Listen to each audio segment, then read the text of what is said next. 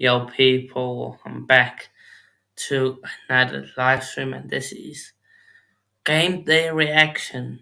Liverpool and Arsenal have both bottled the league, but maybe there's still a chance, I don't know.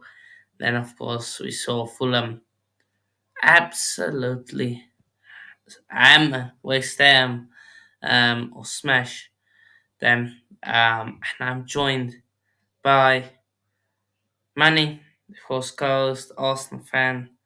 Not the best day for you today. Not the best day at all. And I will, however, have my say right now before we get into this whole thing. And I will say that all of those Arsenal fans, those flop gooners, as I call them, who saw it fit to abuse and disrespect Unai Emery and Emi Martinez, you deserve this. You deserve this. And karma has a nasty way of biting you right in the backside when you least expect it. We will get into the specifics, but I think I'm just fuming. Everybody knows and jokes about the fact that I have a huge admiration for Emi Martinez, and to hear him say in the press conference that he joined Arsenal as a boy and left as a man, 10-ish years at the club, he'd always love it and always have a soft spot for us. That is the guy who should be our number one. Neither of the two charlatans we have are fit to lace his boots. And Unai Emery, masterclass tactically. He managed the game brilliantly and has proven why, as a manager, he is everything that Mikel Arteta will never be. And Liverpool, I think that United FA Cup heartbreaker was where the wheel started to fall off. Klopp has a huge job trying to pick up his team. I don't know if City can slip up, but you just never know with this crazy, crazy league. But it's looking difficult for Arsenal and Liverpool. Yeah, you never know, but it will be very, very tough for both really to come back into this. Like 2 points, fair enough. It's 2 points, but Liverpool got 4 away games on the trot. They got Fulham, Atalanta, West Ham, Tottenham at home, Villa away, and Arsenal got still Chelsea at home, Tottenham away, I think, and of course you got Bayern away coming up. I think with you guys is the mentality coming into this, because this was a perfect game to respond, and now you didn't respond. So now that mentality thing. Now it's all about the mentality. Now you respond Wednesday, way at the Allianz Arena. It's going to be tough, eh? But let's get into this. Yeah. Is that Wolves away, Chelsea fan? They got yourself. Massive day of football. Do smash that like button. The game of 2 halves for Arsenal. Yeah. Fair play to Arsenal and Palace. Absolutely. We'll get to Palace in a second. Title. Yeah, their title to win. I think you agree with me there, Manny. City's, right? Yep. Yes, it is. But also their title to lose. You just never know what can happen. And I will be looking at City's running in a minute. Yeah. Is it Wolves away? Yeah, Wolves away. And it's 7:30 kickoff-ish. Yeah. Wolves away. Tottenham away. Chelsea at home. Never know. But yeah, will be a tough one to call. But let's start off with let's start off with Fulham smashing West Ham. Let's start off on a. Then we'll crank it up a bit more.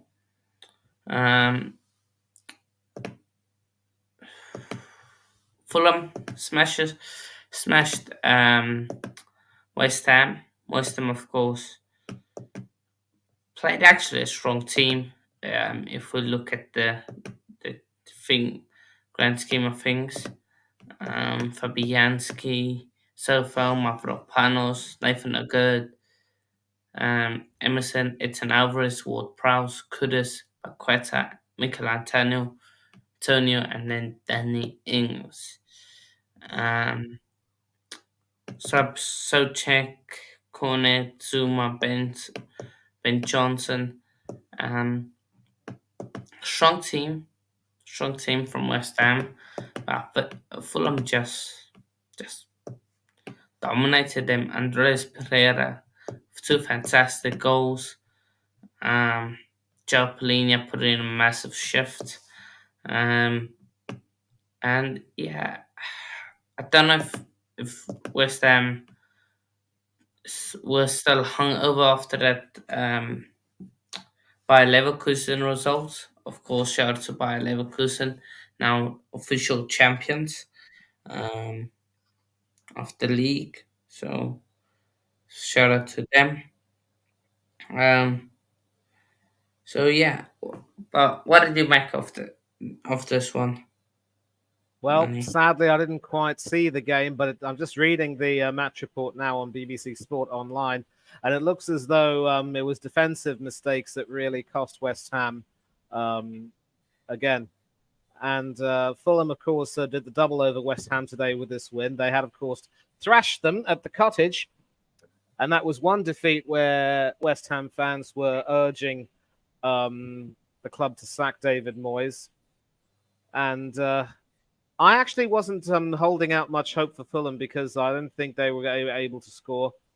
I did. I think I might remember predicting West Ham would win this one, but it's just a shame, really, how for all of their excellence in midfield and attack, they just aren't able to defensively get themselves together. And I think Konstantinos Mavropanos, he scored against us at the Emirates to beat us and harm our league chances that day. But since then, he hasn't exactly. He's been sort of up and down defensively as well. I also want to offer my prayers to George Earthy making his debut for West Ham, but smashed his head when colliding with his own teammate, and he lost his consciousness after his head hit the turf. And he had to have medical attention for 7 minutes and was carried off on a stretcher, replaced by Maxwell Cornet. And the latest from David Moyes regarding that is that he, of course, was taken to hospital for further assessment, and hopefully he will be okay. And it was just another thing that could that went completely wrong. And you know, again, West Ham just. I can understand why West Ham fans do want Moyes out because he has been very successful for a long period of time. But there are some games where he just doesn't really seem to have his finger on the pulse of the match, really.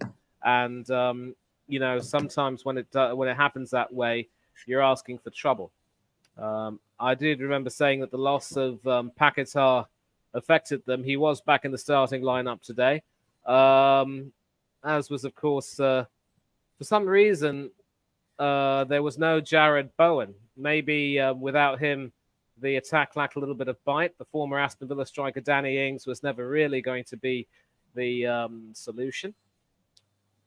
Both teams, of course, playing the 4-2-3-1, but you've got to take a look at Fulham's three-man attacking midfield. Alex Iwobi, Andreas Pereira, Willian Borges. Iwobi and Willian, of course, played for Arsenal. Willian also played for Chelsea. You'll know. Pereira, former Manchester United guy. And these guys obviously, have struck up a really good chemistry together in that area of the pitch, and they obviously work brilliantly, regardless of whoever is the striker. And then, of course, you've got the number 19, Rodrigo Muniz, who's also scoring as well. But today, he didn't score today, obviously, but Pereira is proving why he's been an absolute bargain for Fulham ever since they signed him. And in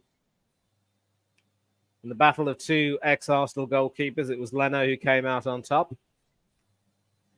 I just think in this game, this particular game, it's another example of how tactically shrewd Marco Silva can be. But how many times have we seen teams, you know, like Fulham and others, do really well against the big teams, but absolutely flop against teams much lower than them? I think Silva has worked wonders with Fulham in many ways, and maybe if he gets has some improvements in the defense and gets a really prolific striker, he can work wonders next season. But I think he's done enough to keep his job. As far as Moyes is concerned, if they lose to Leverkusen next week and crash out of the Europa, then this could be maybe the time when he could consider walking, even if he's able to get West Ham to European football next season. I'm not too sure that looks likely. Had West Ham won today, they could have gone above United and Newcastle. Now they've got to fight all over again, and I don't know if the team will be inspired after this week. Yeah, no. It's hard to say if they wanted to, if they didn't go all out, like play because of the game coming up. But yeah, I know West Ham fans do have a love hate relationship with Moisey. I think it just his management isn't the best, and sometimes it costs them threat because look, except for that starting 11, not many of those players do have really any confidence. So yeah, let's have a look at the table. Chelsea, 4 points off West Ham, in eighth. Of course, we play tomorrow, which means we will have two games in hand. First one is against Arsenal, the other one against Tottenham. Um, yeah. Um, I just think both. if you win tomorrow when you other two games in hand, I mean you could still be in and among the European places at the end of the season. Um, well, those two games in hand are against Tottenham and Arsenal. Um, so yeah, but maybe by the time we face Arsenal, their heads are gone. They've given up. Hopefully, Tottenham. That if they still up I and tell down. you that the way Arteta set up today, and we'll talk about it later, but the way he managed the game today, if that was you, you'd have beaten us. I would have imagined Mudrak and Sterling running rings and really, beating us on the counter. Maybe. Who knows? But Wolves 1 point behind us. Brighton same points on us. Fulham now 2 points behind us, alongside Bournemouth, who also got a draw. So yeah, it's very tight until 13th. 14th, of course, Crystal Palace. Really, they are safe. But yeah, top 13 is close. 9th to 13th is really close. If we win tomorrow, we give ourselves a breathing space between the rest of those guys there. But will we win? That's the other question. So yeah, but 3 people in here to smash that like button and subscribe button. We will move on to the tastier parts, where Liverpool was bottled it first. Absolutely bottled it. Over how many shots? Let me check.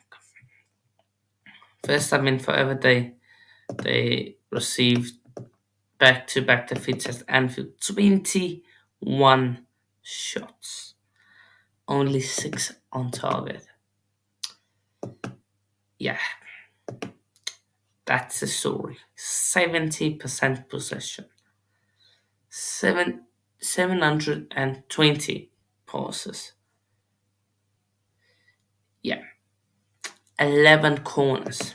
Absolutely horrific day for them. But before we talk more about this game, let a pass fan have his say. Big up, Hanno. Hope you're well. Big up everyone in Hanno's community watching and tuning in today. And yes, we have beaten Liverpool at Anfield 1-0. Unbelievable. I can't believe it. I cannot believe it. This is not one of the games that I thought, yep, we're going to pick up points in. Obviously, being 5 points above the relegation zone. Tough running coming up. Did not think we'll get points. We're already looking ahead to next week, Sunday and West Ham, and thinking, you know what, that's a game we have to win. You know, but we have won at Anfield, and you know what, it was a great performance. We showed signs against Man City last week that we're willing to go at teams, the bigger teams, which is good. It's a good sign. Granted, they're going to have better quality. And that was the same like today. We went at Liverpool. First off, especially, I thought we were fantastic. I think we had 20 passes before we scored the goal. Great cutback from Mitchell for Eze to slot it home. But it all stemmed from like build-up, which included Adam Wharton, who has been brilliant since he joined our club. You know, there's so many good performances today. Yes, we rode our luck. But at the same time, we created chances too. You know, Mateta could have scored. Robertson cleared one off the line.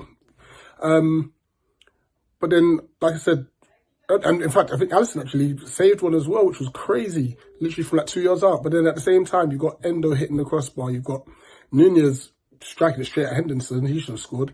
Henderson made a massive save from Diaz. And then obviously the Curtis Jones one. So yes, we've ridden our luck too. But listen, so happy with this. I'm buzzing, absolutely buzzing with this result. It's taken us up to 33 points, I believe now.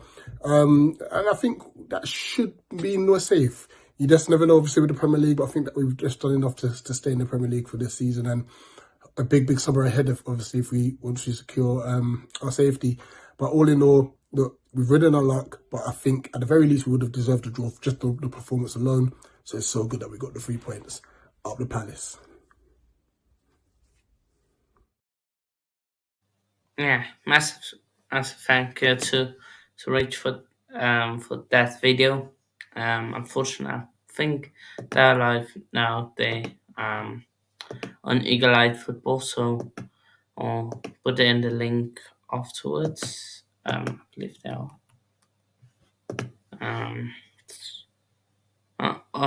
Finished now. Yeah. Attraction finished now. So, but I will also put a link in there for you guys to check it out. Liverpool. Also, that yeah, Mo Salah again poor. Everyone was just poor for Liverpool. Kept an eye on that game and was just like they had shots, but you were never convinced that they were going to score. Liverpool, and we can't even put blame on Klopp like with Arteta, with subs or anything like that. It's totally on the players that just can't finish their dinner. I remember Curtis Jones threw on goal, side-footed, past the keeper, past Henderson. You've got Endo, like Rich said, there, just hitting the crossbar, and you're like, are these guys really not going to score? Yeah, madness. You've got Jota coming so close. Um, I don't know, Manu. What did you make of it? Did you feel like it was something tactically, or is it again just the mentality not being there like previous years? I'll tell you what, this isn't the first time we've seen Liverpool bottle things at the end. A lot of people to this day still sing about Steven Gerrard and how he, slipped and handed. Who was it at the time? Was it Chelsea? I think who Yeah, won. against us. Yeah. Yep. They just needed a draw in that game, and they went on to lose that game. Yep. Absolutely. And I think it's fair to say that they're putting a bit too much pressure on themselves. I'm not too sure if Klopp's announcement that he is leaving at the end of the season has actually put a lot more pressure on the players, knowing that they have to deliver. But whenever you take a look at Liverpool and their run of games they've had and the defeats they've had, it looks as though they're trying a little bit too much. You know what I mean? In that United game at Old Trafford in the FA Cup, they literally dominated the Mancunians, the Red Devils, and they should have, put the game to bed in many ways. But when you are careless and allow and have so many things on your mind, and you just don't have the the focus and the confidence, you will be taken advantage of. I think they're going to look back at that game at Old Trafford in the FA Cup and say that that defeat has really sent the rest of their season into a bit of a tailspin. And defensively, they just look completely all over the place. It was Jarrell Kwanzaa who, with that stupid giveaway that allowed United back into the game in the league game at Old Trafford. And then when Konate and Gomez came back against Atlanta in the Europa League, even then it seemed to make no difference as Skamaka and company literally ripped them a new one. And of course, we now have a situation where the three teams who have lost today also failed to win in Europe in midweek, while Aston Villa, who won in midweek in Europe, ended up winning today. And everyone was saying that, I'll talk about that later. I just think Liverpool are putting a little bit too much pressure on themselves. They seem to be suffering from a crisis in confidence, and defeats have affected them. And, there seems to be somebody said on the BBC Sports online text page that, the decision of Klopp to leave has put players in limbo. A lot of players don't even know if they're going to be at the club next season. There's so much uncertainty. It's literally scary. And I think the decision to replace Caoimhin Kelleher with Alisson proved to be a little bit of a risk because Kelleher hasn't exactly been world-beating, but he has looked decent. And I'm not too sure if this was necessarily the game where they could have afforded to bring back the Brazilian goalkeeper. But Kelleher hasn't exactly covered himself in glory too much in recent times. But again, a lot's going to be made about that defense. They had Bradley and Kwanzaa back in. After that horror show against United at Old Trafford, Kwanzaa should never have been brought back in. But I guess Konate and Gomez fluffed their lines against Atalanta in midweek. And then Virgil van Dijk. There's a reason why they call him Virgil van Disney, because, it's Dick Van Dyke settings with him sometimes. Has an unfortunate slip, has some unfortunate moments, and it costs Liverpool goals. I'm not going to slag him off because, listen, he's won one more Premiership title, one more Champions League title than we have. Hold your thought. And Hold your thought on that. Speaking of Van Disney, let's cut to Van Disney dancing in the back of a car. From the back. Let's just turn off the music. Virgil Van Disney, lads.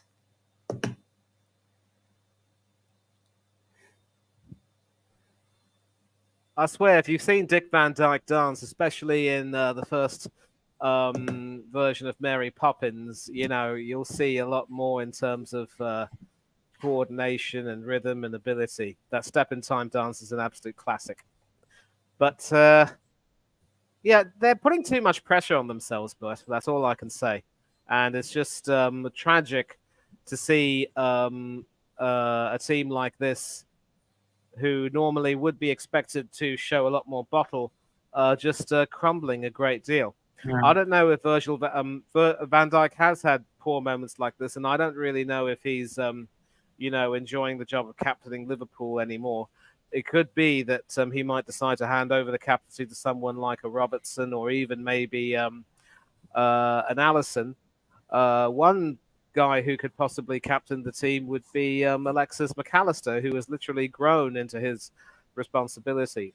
And just when you think that Darwin Núñez could be trusted again, he also fires blanks. Luis Diaz also firing blanks. Cody Gakpo not really working. You've got to feel for Mohamed Salah. All his years of service, and he has his teammates letting him down. They're putting too much pressure on themselves, and I think they just need to be told to go out and enjoy themselves and remember that they are better than they have been. And if they can try and do that and put this week behind them, then maybe they can go on to achieve something. Because I don't agree with this talk of how they're out of the Europa League. They still have the away leg, and they have beaten Atalanta away from home. They're going to have to summon that spirit, but it will be an uphill task, and it will be an uphill task to win their remaining games in the Premier League. But Palace, Glasner's proving why he's been an inspired choice. This is the guy, of course, who won the Europa League with Eintracht Frankfurt. And I take a look at clubs like Palace, Villa, even Bournemouth. I mean, maybe, and just think to myself, they have these good managers who have proven themselves before coming to the Premiership. And we're stuck with an apprentice like Arteta who's learning on the job, and people want to defend him and say that he's a fine tactician. And I don't want people to disrespect Jurgen Klopp either. He has completed the full set with Liverpool and deserves all the credit that he can get. I mean, he hasn't won a Europa League, but he could still win that this season. But Oh, he's done well for Liverpool, and I think he needs to be given a lot more respect. yeah, no, I agree with you on your Grand Club. I just think Liverpool. I think the injuries have caught up to them, and I think just the players don't have the don't have that mentality. They're not mentality monsters anymore. They don't know how to kill off teams anymore. They just they just they Liverpool without that bite. Like will have like 40 shots against you and still probably only score 2 goals. So yeah, they're struggling to find the goals. Their gunman Mo Salah isn't scoring. Um, and just awful. Really for them. They're not really where to. I think the blame has to just go on to the players because I Yeah, don't think Klopp can set them out in a different way because they're absolutely rinsing teams apart.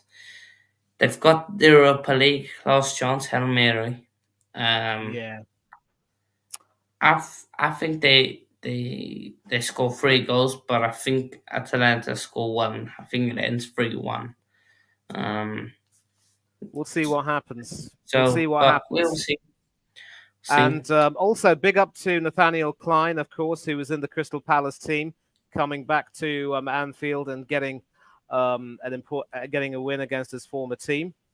And yeah, it was a tactical masterclass as well from Glasner today. I mean, they found pockets of space. They hurt Liverpool brilliantly. Mateta, Eze, and company were magnificent, and they literally had Kanate and Van Dijk,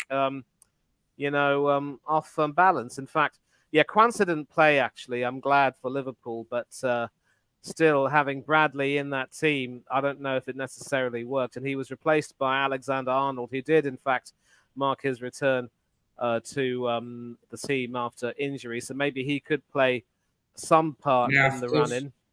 Massive But shame yeah, for Bradley, Conor Bradley, getting injured. I believe he twisted his ankle, so that's his season done. So yeah, yeah. um, and yeah, And Liverpool Rich still was need a world class forward. Rich was Something. mentioning Adam Wharton, but Joachim Anderson, of course, in defence, along with Klein and Lerma. And yeah, it's they created so much pressure. They saw some vulnerability and took advantage of it. And the future could be bright under Glasner. And how literally, as we move to our next game, I wish we had someone like him instead of the fraud that we have now. Well, we'll see. Um, yeah, Liverpool. I think it felt like it was coming. Um, Something like this where they trip up. So yeah. Um, so yeah, but let's talk about the Asna. Asna. They said we can do better. And they did. They conceded 2 goals. Manny, before you speak, let's get out the clips. Let's get out the clips. Wait, Do we really have to do this? yeah, Yes, we yeah. do. So be up to the Villa admin on Twitter. Be up to yourself. Wherever you are, be up. Well, I kind of Oh have to man. play the sound on this one, otherwise it won't make sense. So hopefully I don't get. Well, I shouldn't get something because it's not music; it's just them chanting. Um,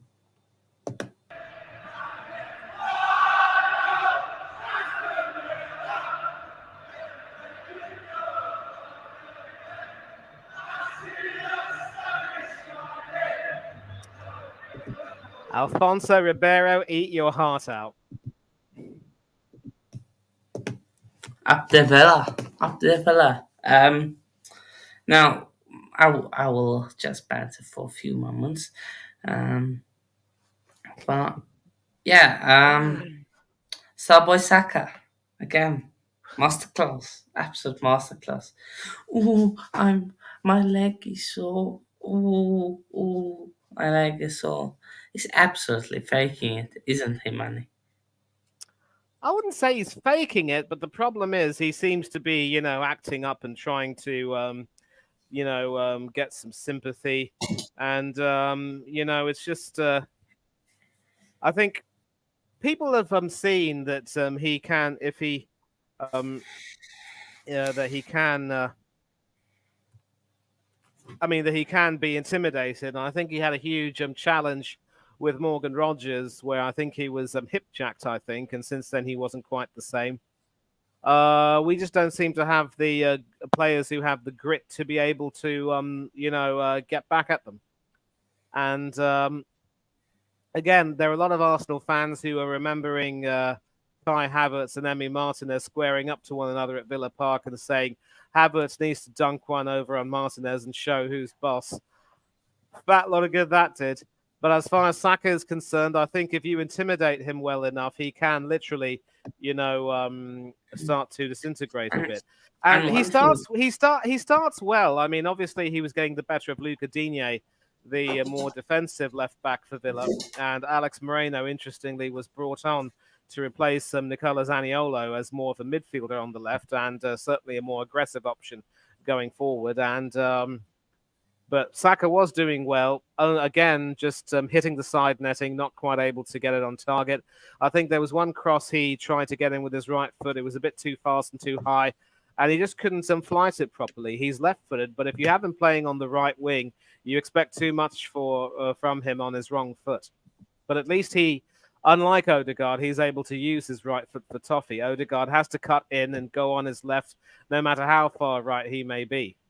And it was just another disappointing performance from him, really. Starting brightly, but just fading away and being played out of the game. Yeah, I think he's been sitting up the gaff. I think he still does get the GA, but jeez, he's been poor. Yeah. But yeah, man. And if we can talk a little bit about Arteta's tactics, because Chelsea fan asked the question why Arteta saw it fit to play Kai in midfield. I'll tell you what, I know that Kai has stunk out the place as a midfielder, but as a striker, he hasn't really been scoring the goals either. In recent times, he hasn't been able to get into positions, and his shooting has been off. And it just goes to show that he literally is.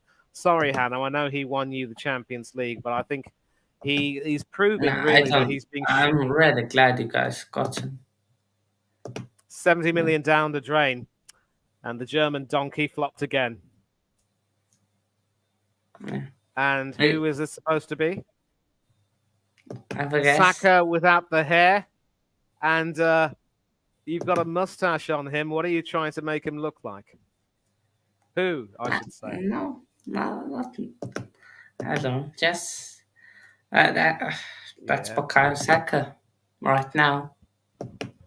Really. What made me angry was that I predicted 3-1 to the Arsenal because they were missing Douglas Luiz and Matthew Cash. Douglas Luiz. Oh my days. And the thing is, I don't know why he played a high line. Like, Arsenal haven't played a high line in. Well, he didn't play a high line against Bayern. He didn't play a high line against Brighton. He haven't really played a high line, and I don't get it why.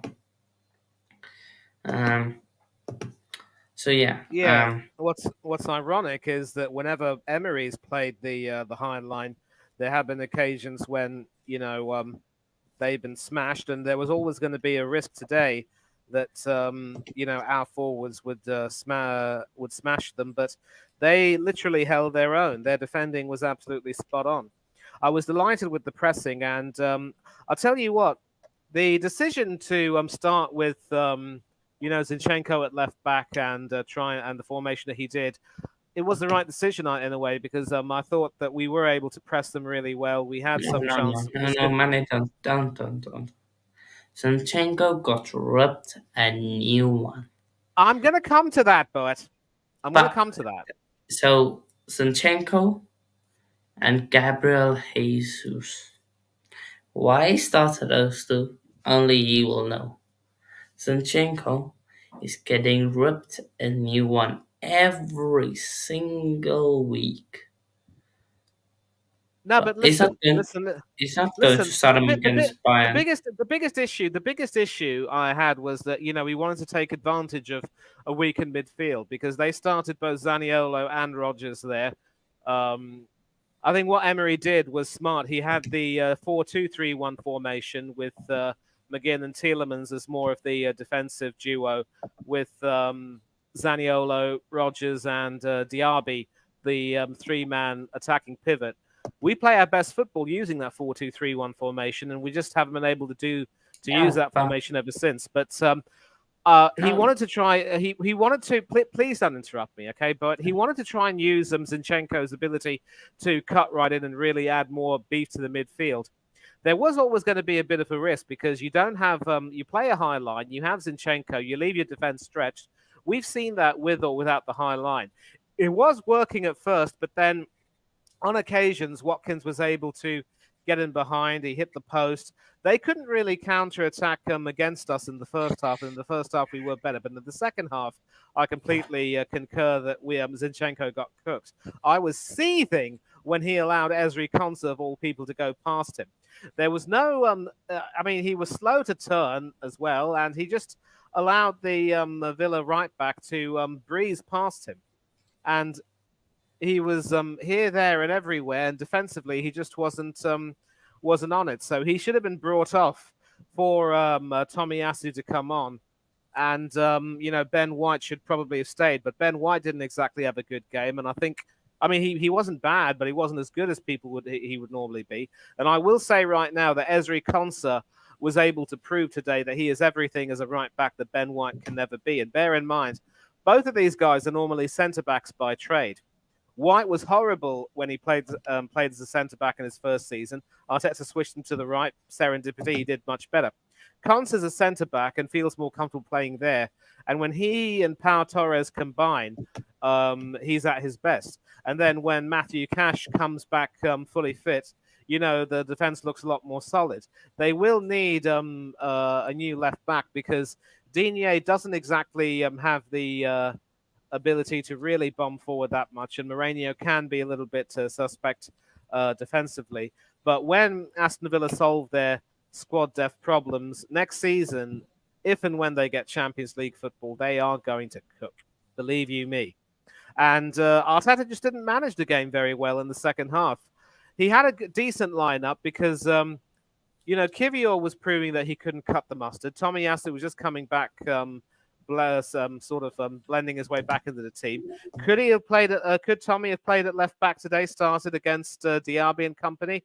Hindsight's always going to be a good thing, but we should have taken Zinchenko off early in the second half and brought on Tomiyasu. Instead, he brought on Tomiyasu for Ben White, and if things had come off, it would have been good. But again, we just left ourselves too vulnerable on the counter attack.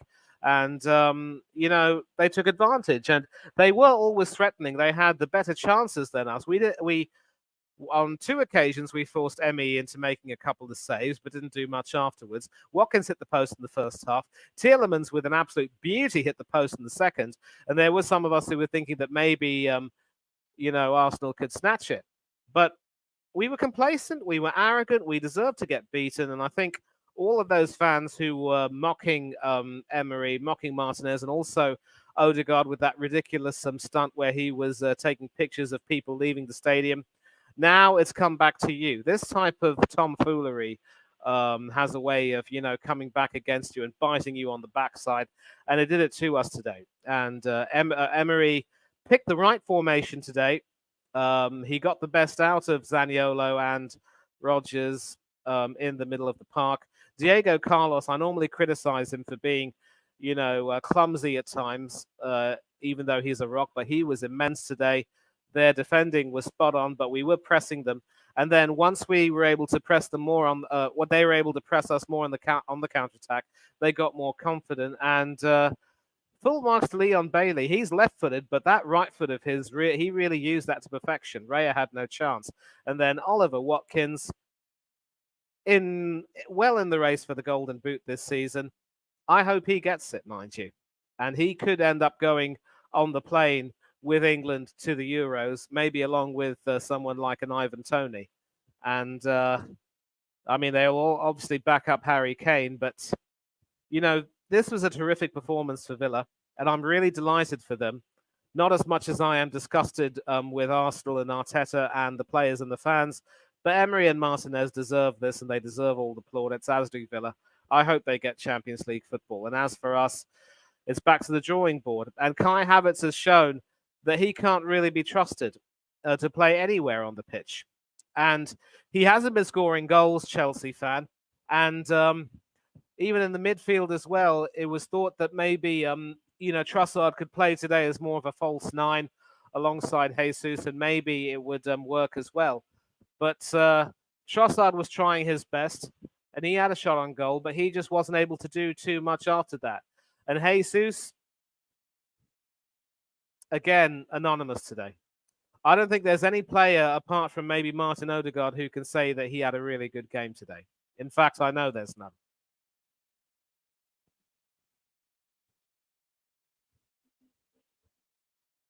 You're mute, Poet. For me, I think Arsenal bottled it. This was the chance. This was their chance to basically win the league, to prove everyone wrong of that Bayern performance. The tactics was shocking. Why have Jesus and Kai Havertz on the same pitch when you know that doesn't work? Zinchenko, why is he starting?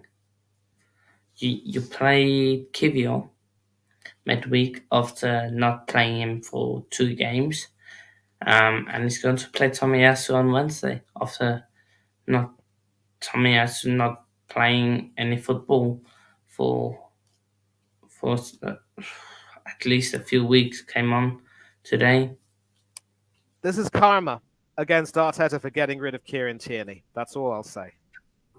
Yeah, no, absolutely. Then Trossard. I like Trossard, and I think he done all right today, but it was so. Today he was off it. Saka off it. Jesus was dead. Odegaard, for probably the first time in a while, he played those balls to Kai Havertz. Where in the Bayern game, in the City game, when Havertz made those runs, he didn't play the ball. And today he played them. So yeah, back four. Ben White was your best He was your best defender. Why did you take him off? I don't know. Declan Rice. Yeah, that's 100 million. If that was Caicedo, he would get slaughtered. So yeah, but luckily, Declan Rice gets protected. Yeah, Jorginho. Yeah, centre backs all right. I wouldn't say that were at fault for any of the goals. Just maybe the second one. Why is Emil Smith Rowe covering there? And this comes all down to Arteta. When he doesn't have, he built the squad so wrong for you guys. There's no backup to Saka. There's no striker. There's no backup to Rice. There's no backups to Saliba and Gabriel. There's no proper left back. So yeah, and he's already spent 400 million. So yeah, yeah. But unless you have anything else to add, we'll end it. he can't manage a game very well, and his own arrogance regarding, you know, the squad selection and the team selection and what he wants for his team will come back to bite him. And the more he insists on playing his, you know, utterly backwards inverted tactics, the more we're going to get hurt. He just isn't able or even willing to learn, and that's why many of us are sick of him. And I really, really, really feel sick after today. This was a match I wanted to win, despite my admiration for Aston Villa and the job they've done this season. But once again, we've shown that Emery is everything as a manager that Arteta will never be. Ezri Konsa is everything as a right back that Ben White can never be. Yes, White might have had a good game, but he wasn't. I mean, he didn't have a. He was okay, but not really as good. But he didn't deserve to be taken off. Saliba and Gabriel had another horrible game, it has to be said. And when they lose their concentration, they just completely become, you know, Tweedledee and Tweedledum, if you, as it were. And you know, if we have a competent manager, we make sure that we have a proper left back in our team. And if we want to keep Zinchenko, we play him as a midfielder. All the money we've spent for this, and people talk about how selling Martinez for 20 million quid was an excellent financial decision because we could reinvest the money. What use is that if we spend so much money on absolute rubbish? It's penny wisdom and pound foolishness. We still don't have a proper striker. Where are the goals coming from? And as they dry up, so do our hopes and chances. Once again, you know, we won't learn anything from this, but the only way that change can come is if Arteta realizes that he's not the right man for the job and he does the right thing and walk. And Mr. B said it. We binned off Unai Emery, who, yeah, listen, I'm not going to be one of those hypocrites who says that in hindsight we should have kept him. He had to be sacked because at the time the club were not giving him the backing he deserved. The fans were not giving him the respect he deserved. We weren't playing good football, and the results were starting to get a bit poor. So we had to sack him. But we never should have gotten Mikel Arteta. That FA Cup win, of course, brought him a little bit of goodwill. But any goodwill that he had after that win was literally obliterated in his first full season when he had us in 15th. And Mr. B knows that I do admire Emi Martinez. He won us that FA Cup after Leno got out. Leno sent us out of the Europa League with that error against Olympiacos. Martinez got us back in it. And to sell him, that really was the start of my dislike for Arteta. And since then, it's been one calamity after another. So, if not this season, then next season, Arteta has to leave. He cannot lead us to the promised land. And it's one thing to say that the players deserve all the blame that they can get, and I completely agree, because there's, apart from Odegaard, not one player can hold his hand up and say he had a really good game tonight. But today, you know, Arteta once again has to carry the can, and this could be the time and the place, especially if we lose on Wednesday, that the wheels really start falling off and we completely disintegrate. And that worries me immensely. The same cycle over and over and over again. Cue PTSD settings. Yeah. But I don't think I have much to add on that. So yeah. By the way, yeah, would you have Martinez at Arsenal? I mean Chelsea? Yeah. Our keepers right now, definitely. Him instead of Robert Sanchez would be. Ooh.